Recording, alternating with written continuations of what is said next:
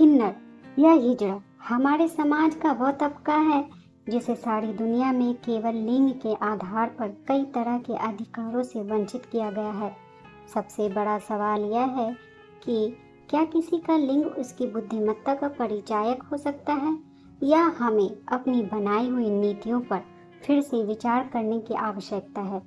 मुझे आशा है यह सीख देने वाली कहानी आपको इस विषय पर गंभीरता से विचार करने के लिए प्रेरित करेगी। गीता और वरुण में बचपन से ही गहरी दोस्ती थी। दोनों एक ही स्कूल में पढ़ते थे। बचपन से ही वरुण का रवैया लड़कियों की तरह था। ज्यादातर लड़के वरुण को लड़कियों के साथ रहने की वजह से ही चिढ़ाते रहते। हालांकि वरुण को इस बात से कोई फर्क नहीं पड़ता था, लेकिन जैसे ही वरुण 10वीं क्लास में पहुंचा, उसने अपने घर पर लड़कियों की तरह कपड़े पहनना शुरू कर दिए।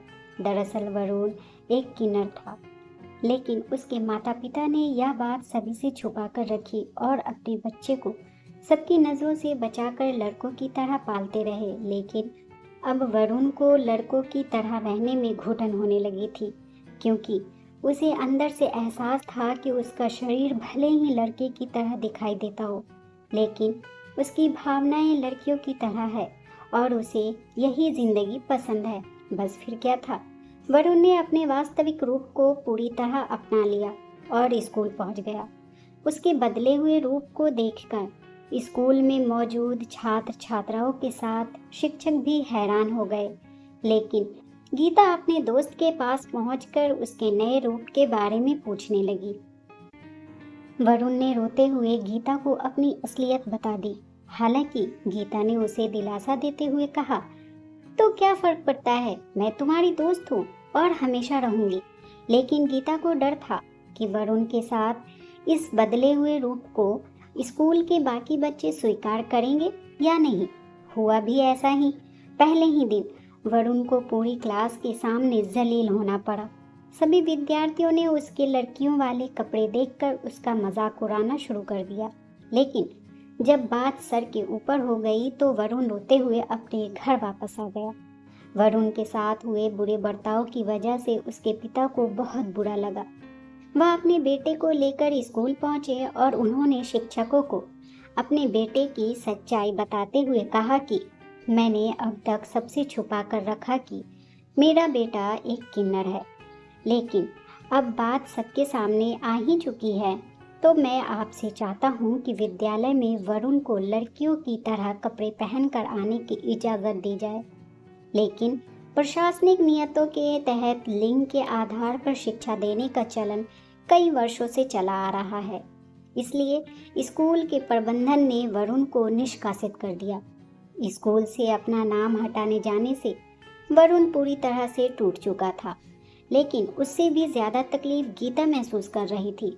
उसे समाज और प्रशासन के बनाए हुए लिंग आधारित शिक्षा पद्धति पर गुस्सा आ रहा था।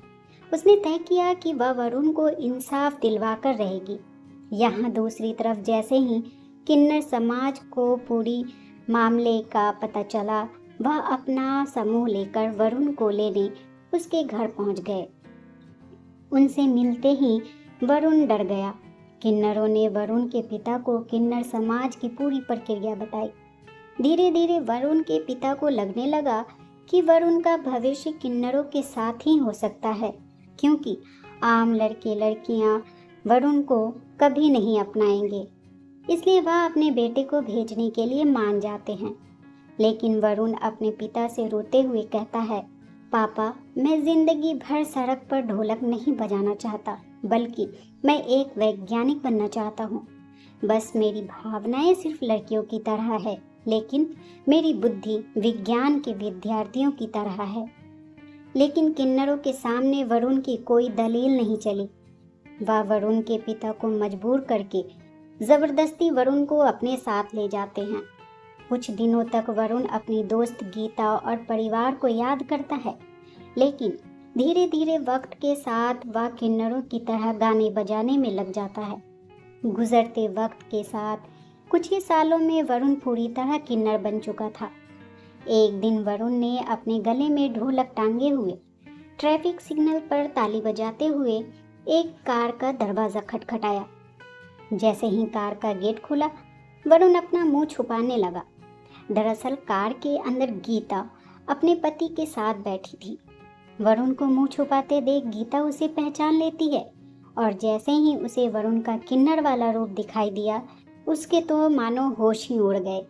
गीता तुरंत सड़क पर उतरकर वरुण को गले लगाकर रोने लगती है।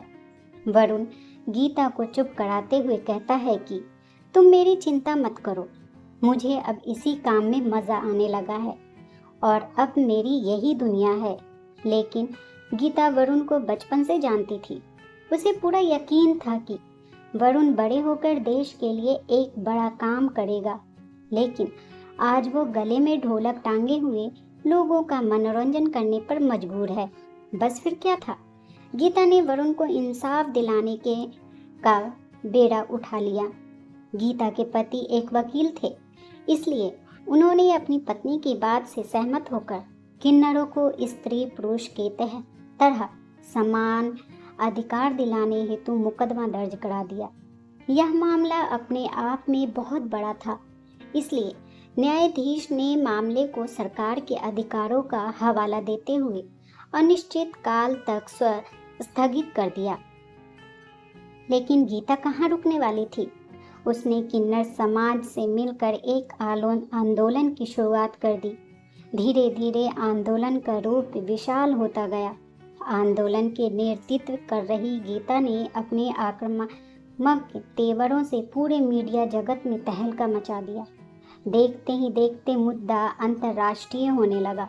जब नेताओं को किन्नरों के आंदोलन की ताकत का पता चला, तो वह तुरंत अधिकारियों के साथ किन्नरों की मांगे सुनने पहुंच गए। गीता ने सार्वजनिक दलील देते हुए कहा कि किन्नर समाज अब एक मनुष्य की तरह सामान्य अधिकार चाहता है।